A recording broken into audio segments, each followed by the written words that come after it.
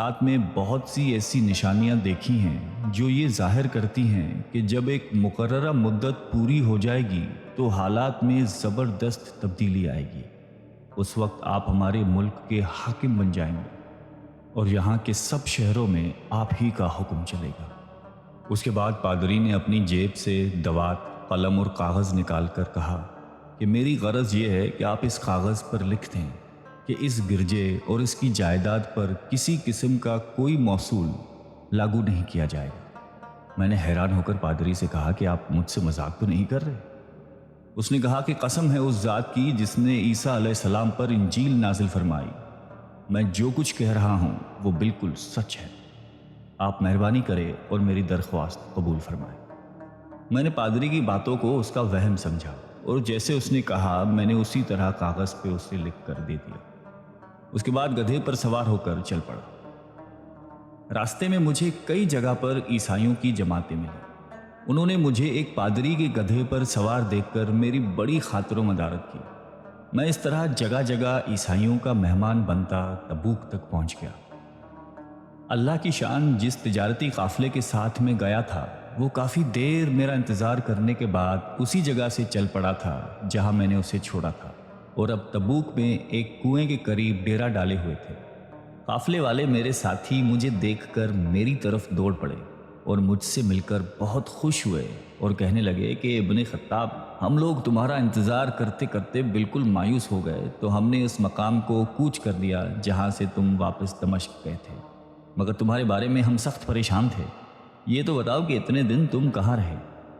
میں نے وہ تمام حالات بیان کیے جو مجھے پیش آئے، لیکن پادری سے جو میری گفتگو تنہائی میں ہوئی وہ بالکل ظاہر نہیں کی، کیونکہ میں پادری کی اس باتوں کو اس کا وہم سمجھتا تھا اور اس کے عقیدے کی کمزوری سمجھتا تھا۔ قریش کے ایک سردار ابو سفیاں بھی اس قافلے میں شامل تھے۔ انہوں نے مجھے اس شاندار گدھے پر سوار دیکھ کر کہا، ارے تم لوگ اس نوجوان کی اقبال مندی تو دیکھو، اسے کسی ایسے میدان میں چھوڑ دیا جائے جہاں نہ پانی ہو نہ سبزہ، پھر بھی اسے رزق مل جائے گا۔ پادری نے رخصت کرتے وقت مجھ سے کہا تھا کہ جب میں اپنے ساتھیوں کے پاس پہنچ جاؤں اور گدھے کی ضرورت نہ رہے تو اس کی رسی کو مضبوطی سے باندھ کر گدھے کو اسی جگہ پر چھوڑ دو، لہٰذا میں نے ایسا ہی کیا۔ یہ دیکھ کر ابو سفیان نے کہا کہ ارے تم نے کیا کر دیا؟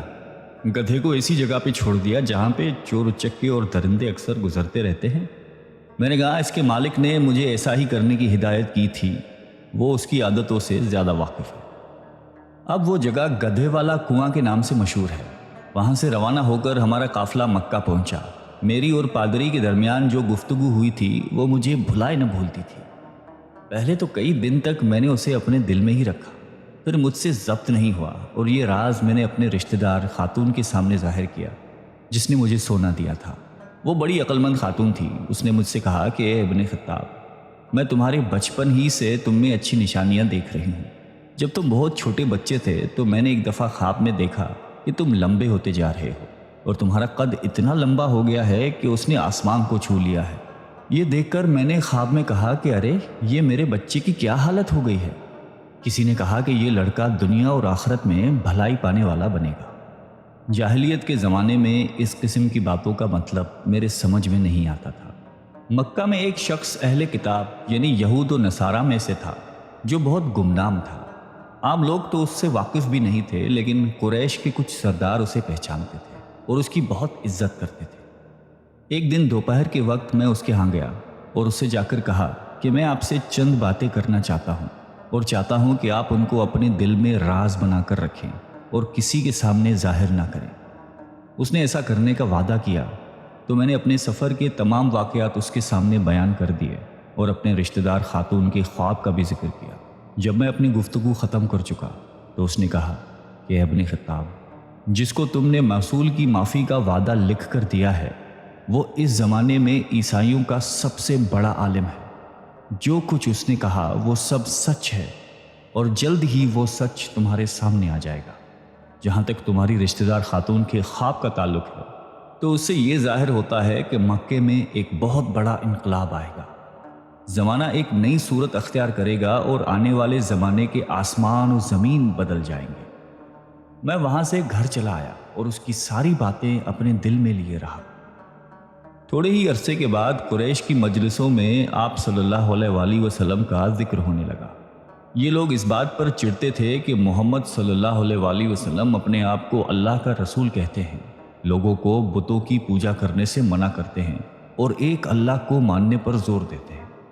جلدی اللہ تعالیٰ نے اسلام کو ظاہر کر دیا اور مجھے یقین ہو گیا کہ حالات وہی صورت اختیار کر رہے ہیں جس کی طرف آسمانی کتابوں کے عالم شام کے پادری نے اشارہ کیا تھا۔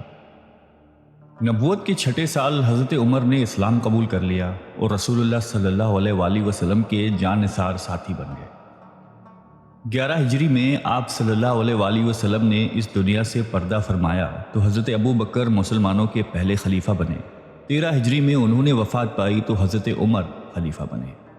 ان کے سفر نامے کی روایت کرنے والے راوی کا بیان ہے کہ حضرت عمر فاروق اپنے خلافت کے زمانے میں شام تشریف لے گئے تھے تو ایک بہت بوڑھا آدمی جس کے بال برف کی طرح سفید ہو چکے تھے عیسائیوں کی ایک جماعت کے ساتھ ان کی خدمت میں حاضر ہوا اور عرض کیا کہ اے امیر المومنین، کیا آپ مجھے جانتے ہیں؟ حضرت عمر نے فرمایا کہ اگر آپ شام کے فلاں نگر کے پادری ہیں تو میں آپ کو پہچانتا ہوں۔ اس نے کہا کہ جی ہاں، میں وہی پادری ہوں۔ حضرت عمر فاروق رضی اللہ تعالیٰ عنہ نے فرمایا کہ میں نے آپ سے لکھ کر جو عہد کیا تھا وہ آج بھی قائم ہے۔ اللہ تعالیٰ نے اپنے رسول صلی اللہ علیہ وسلم کے ذریعے ہمیں عزت بخشی، انہوں نے ہمیں اللہ تعالیٰ کی پسندیدہ دین اسلام کی طرف دعوت دی اور ہم نے یہ قبول کی۔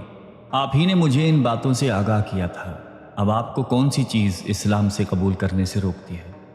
بوڑھے پادری نے حضرت عمر کی باتیں سن کر اسی وقت اپنے ساتھیوں سمیت کلمہ پڑھ کر اسلام کی دولت حاصل کر لی۔ اللہ تعالیٰ ہم سب کو قلب سلیم عطا فرمائے اور قرآن اور حدیث پہ چلنے کی توفیق عطا فرمائے۔